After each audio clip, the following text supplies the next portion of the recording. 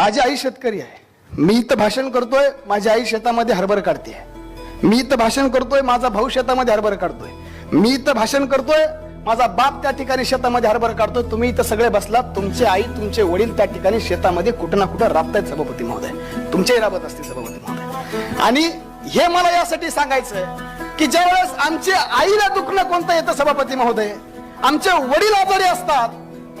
परंतु वडील आमचे दवाखान्यात जात नाहीत का? पैसे लागतात. कारण आमचा बाप आम्हाला पैसे देईल का स्वतःला आलेल्या व्याधीवर पैसे खर्च करेल, तर त्याचं आर्थिक बजेट कोलमडतं सभापती महोदय. म्हणून आमचं म्हणणं आहे की जे शेतकरी आहेत, जे श्रमकारी आहेत, जे कष्टकरी आहेत, ज्यांच्याकडे ई श्रम कार्ड आहे आणि ज्यांच्याकडे नाही, ज्यांच्या नावावर 7/12 आहे, त्या प्रत्येक शेतकऱ्याचं शासनानं मोफत त्या ठिकाणी आरोग्याचं चेकअप